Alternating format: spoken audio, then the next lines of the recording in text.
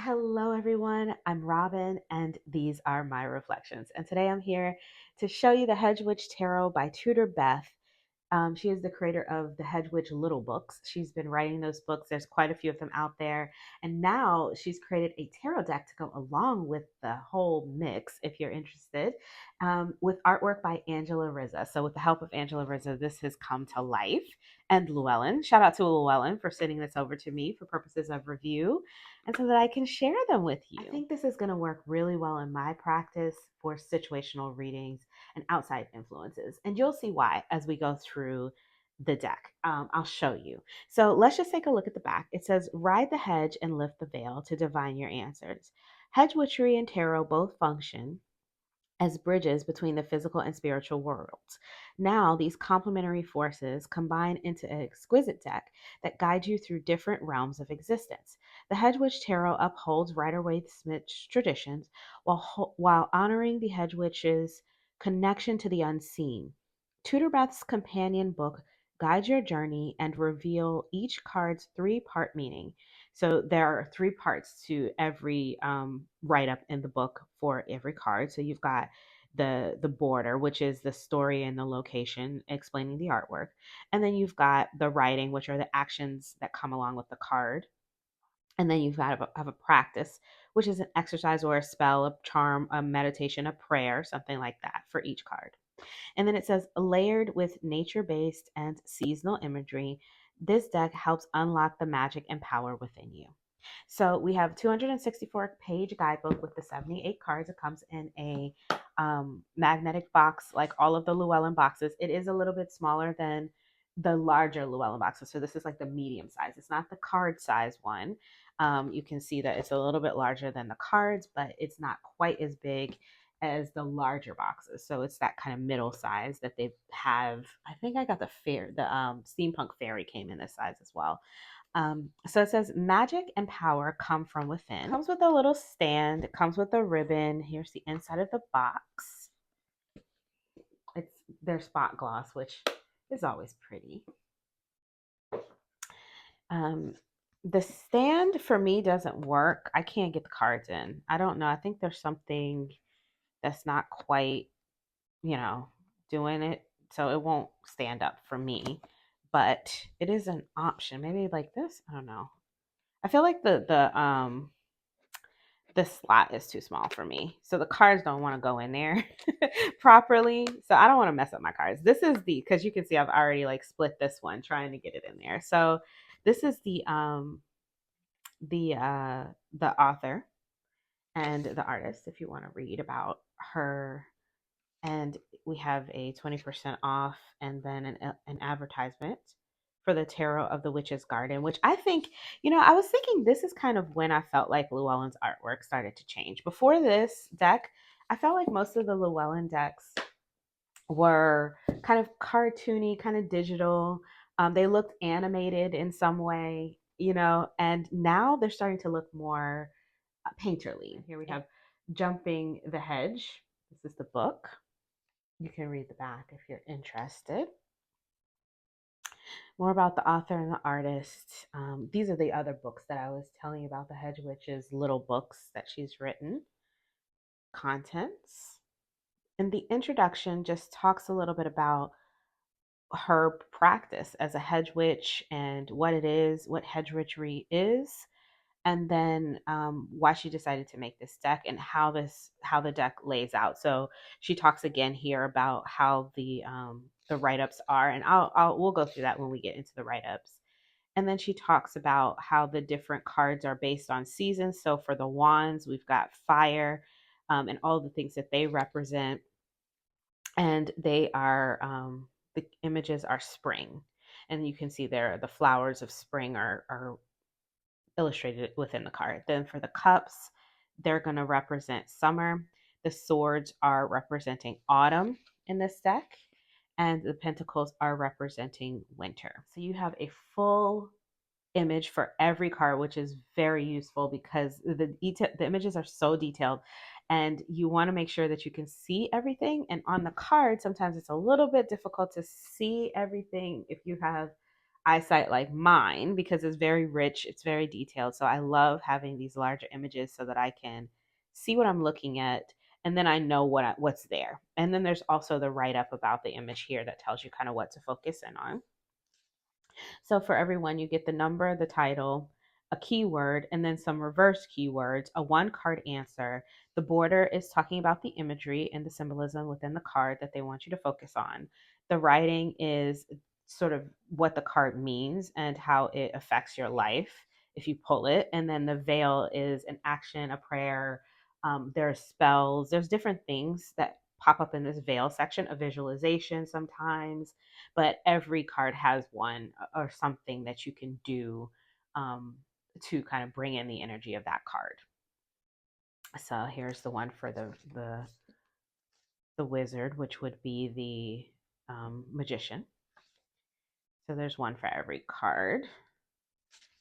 So you can see they're the same, and even when you get into the major, even when you get back here into the minors, we still have the same treatment on the cards. So here's the Queen of Cups.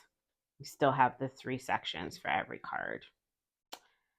So that is the book. And there are no, there's a conclusion in the back. There are no spreads per se. She does talk a little bit in the beginning about, how you can use just a typical Celtic cross spread with this deck, that it should work pretty well with that. And she talks a little bit about, reversals and how that, what they could mean if they show up for you. And that's the book. So we will read some of these as we go along, but let's take a look at the cards. Okay, so their card stock is on their newest stock that they've been using. This is that sort of, I don't know, let me hold it up so you can see. It's a linen, but it's a very, very um, flat linen. Like I can't feel it to my touch. When I touch this, I don't feel a texture. But when I go like this, I can see the linen. It is matte and it is borderless and it feels pretty thin and flexible. So they're going to be great for riffle shuffling. If you are hard on your cards and you don't like thin cards, these might feel a little thin to you. I have one other deck, maybe 2 other decks with this card stock from them, and I will say I have the one that I use the most is the horses. The one, what is it called? Unbridled Spirit Tarot, and that one I've been using pretty much nonstop since I got it almost 6 months ago now, or 7 months ago, and the cards are holding up really well for me. But I'm easy on my cards, so that's just to give you kind of a feel for how they hold up. So here are the backs up close. Oh my goodness, just stunning. There's something about the contrast, right? Something about the contrast of that chocolate with that blue and then the ombre. It's just gorgeous. Probably one of my most gorgeous tarot backs, I think. So as we walk through the cards, we have this sort of um, natural element to all of the cards. So there's like a blend of magic and nature, right? And there's a lot of esoteric um, symbolism hidden in here. I am not a witch, so a lot of it is lost on me. But I do like that the guidebook has that section that kind of talks about the symbolism a little bit, so it helps me pick up on things. Um, what I like about these cards, and the reason that I said at the beginning that I think that they're going to be really great for interpersonal relationships and external influence readings, is that there are so many beings in all of the cards. Every card has the central figure, the main figure, and then lots of other outside influences, either people or deities or animals or something else going on that surrounds the central person or the main figure in the card, that I feel like there's, the story that can be built from that or taken from that within a reading. So I really enjoy this. I don't have a lot of cards that do that. Most of my decks have just, those central figures and then just some um like this one where you have like the wheel and then you just have some leaves or some background, right? But and there and in that background there could be some symbolisms, but I like that there are actually beings and figures and, people and animals, other than just the main figure on almost every card. So something about that makes the cards feel very full. and they feel like there's story contained within each little picture. And then as they're laid together, they build a story. I have another deck that when you put the cards together, it's called the Endless Oracle, and I have the Endless Tarot coming. When you put the cards together, they form a Miriorama. This one doesn't do that, but somehow when you put these cards together, they feel like they want to blend. They feel like they want to be together. They want to come together to form a story. And I like that about the way that this one looks and reads, the aesthetic of it. Um, I'm excited to work with it a little bit more to see how that pans out. So far, I've told you it really feels great for storytelling readings, interpersonal readings. But of course, I just got this stack a couple of weeks ago, so I have a lot more work to do with it before I'll really know. But it, that's kind of, those are kind of my first impressions here, or after, that's my review of it after working with it for a couple of weeks.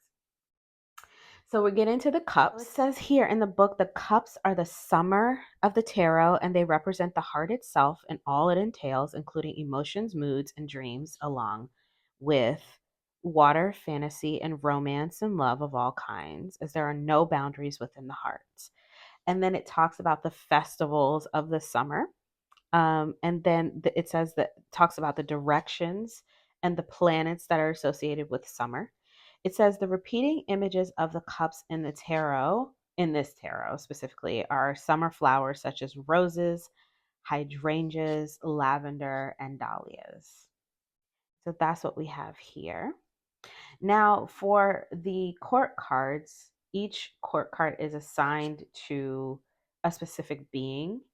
So when we get there, I'll let you know. I'll try to pronounce them. I'm not very good with some of these. Okay, so the princess is Nessie.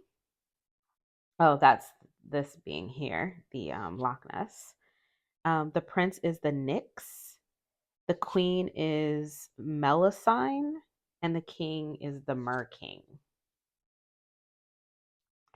The pentacles are representing Earth, Gaia, and the festivals of December and February. It says that the correspondences are possessions, work, career, values, security, home, and the direction of the north. The color is green, and the repeating images within the suit are evergreens such as fir trees, ivy, holly, pine cones, winter roses, and snowdrops. And for the court cards, very Christmassy. That my brain says Christmas, right? When I see this. For the princess, we have, who is this? A pixie. The prince is a leprechaun. The queen is the elf. And the king is the green man.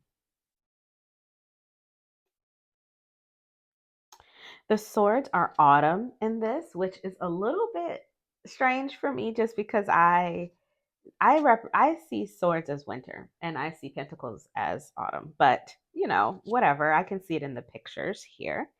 So it says they're representing the element of air. Still, we've got Mercury and his dominance. The color is blue, and they are representing things like Halloween, the autumn equinox, Mabon, dominance over communication, truth, justice, law, and struggles are what we're focusing on here. This Eight of Swords is so strange to me with these eyeballs on here. I was like, what is going on? We don't really have any swords. It's all these tree trunks. But anyways, we have the repeating images are autumnal leaves, trees, berries, and acorns. And then the princess in this one is a fairy. The prince is Pegasus. The queen is an angel. And the king is a sphinx, represented by a sphinx. The one here are the wands representing spring, fire, passion, and enterprise, creativity. the planet Mars. You've got the celebrations like Ostara and Mabon, Beltana or Beltane, and the repeating images are rainbows and flowers, blossoms, daffodils, and tulips. I love the red in this, the contrast between the reds and the greens in the suit. Look at this beautiful Eight of Wands. So we have a salamander for the princess. The queen is represented by a phoenix. Bridget is the no, I'm sorry. The knight is represented by a phoenix. Bridget is the queen, and the king is a dragon. That is the final card.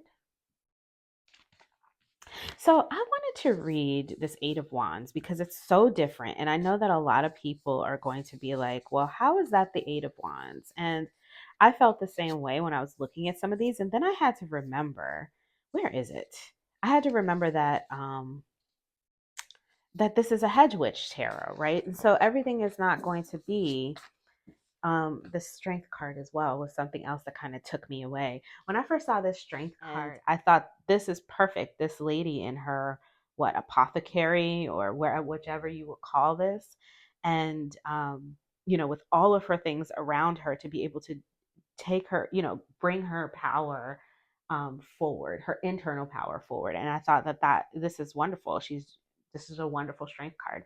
But I'm curious to see what the guidebook says. And I haven't looked, so we're going to look together. And this one, I did read the guidebook for because I was like, yes, I need to know. First of all, it's a stunning card. It looks so crisp and clean and beautiful and bright. And I feel that way about all of the Wands cards. They're my favorites. So I was just like, I have to know what this says because it's so different from the other Wands.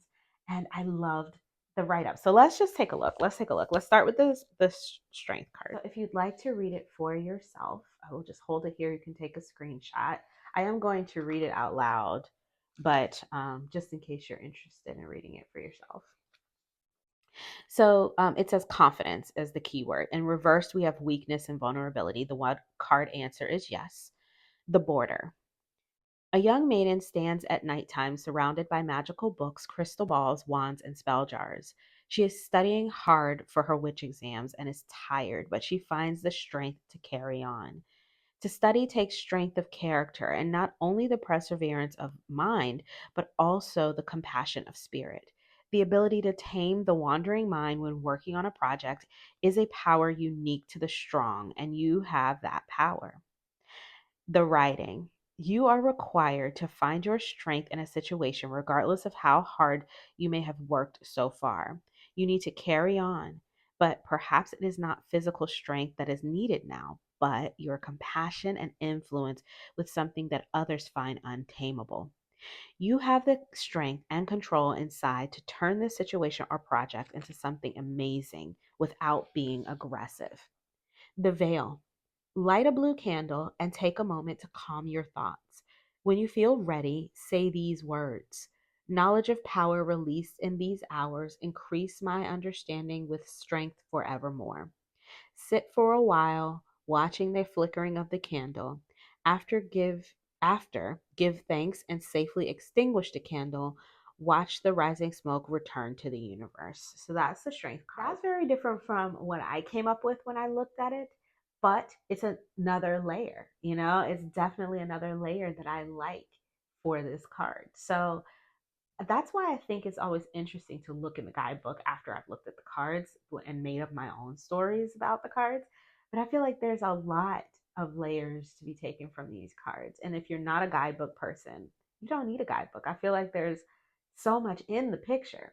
But then also, if you are a guidebook person, there's a lot there for you. So let's read for the Eight of Wands because I was thinking that this Eight of Wands looked a little stagnant to me. For an Eight of Wands, I think of it as a fast moving card. I want to see a lot of whipped up energy. What I didn't notice was what's going on down here. So when I got in the guidebook, it showed it to me. So let's just read for that. I'm just going to show you here in case you prefer to read on your own. So the keyword is signals. And then for reverse, it says slowness, bad timing. And then one card answer is yes, the border. In the light of a cherry moon, a hedge witch sits with a black obsidian scrying bowl of water as images begin to appear. These are signs and signals as they swirl around her in her cottage in the wood. 8 magical wands grow in her garden. The writing. The Eight of Wands is a fast paced card that signals changes, travel, and rapid movement. If any card represented the quickening of spring, this is it. Signs and signals are coming at you now with laser focused precision, so be sure to look out for them as they will lead you to where you most desire. Although this is a card of sudden whirlwind travel and ideas, sometimes you need to slow down before you proceed and just make sure you are making the right decisions. So I was like, okay, that comes together pretty well. Now for the veil, it says take a moment to breathe and go over the signals that are coming your way. Make a cup of cherry tea by mixing 2 tablespoons of cherry jam, boiling water, and freshly squeezed lemon into a pot. Then pour the cherry tea into a cup, light a red candle, and sit for a while meditating on all of the changes that are coming your way. If at any time you get a chill or the candle flickers whilst thinking of them, then do not proceed with that idea. Interesting. So that is the guidebook. Let's give them a shuffle just so you can see them laid out. Yeah, every card contains some sort of ritual, spell, or something like that that you can do, some kind of visualization or something like that that you can do. There's a person out there that's learning tarot, but witchcraft feels close to you. I think that this would be a great way to learn it because it's going to make a lot of sense, seeing it in this way. If you're the type of person who just likes to have a lot of different decks, this one is a beautiful one, and it is full of beautiful stories on every card that you can work with. So the shuffle is good. The cards are slightly smaller than a normal tarot size card. Like this is a standard tarot size. You can see they're just a little bit shorter. So if you have smaller hands, these are going to be really easy to shuffle. And the linen makes them easy. They are matte, but they're not sticky because of that linen embossing that's on them. And they riffle well as well because they're super bendy. Yeah, I mean, they shuffle great. I don't have any problems with them. Like I said, I've had a couple of other decks with this cardstock and it works, but I am very easy on my cards. Like I'm not hard on them.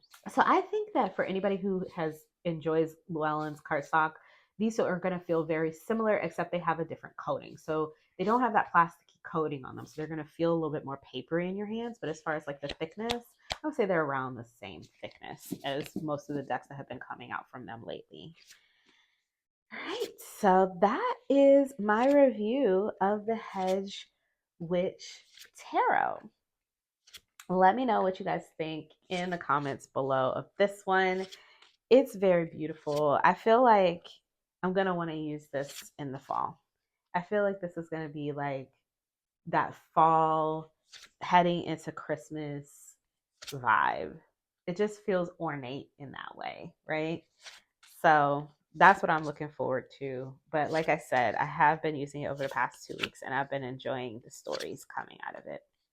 So those are my thoughts on the Hedgewitch Tarot. Let me know yours in the comments below. If you like this video, please give it a thumbs up. If you want to see more from me, you can subscribe. I release videos every few days regarding tarot and oracle, and I would love to have you. Links will be in the description box below where you can pick up this deck. And until I see you next time, stay safe and be blessed. Bye-bye.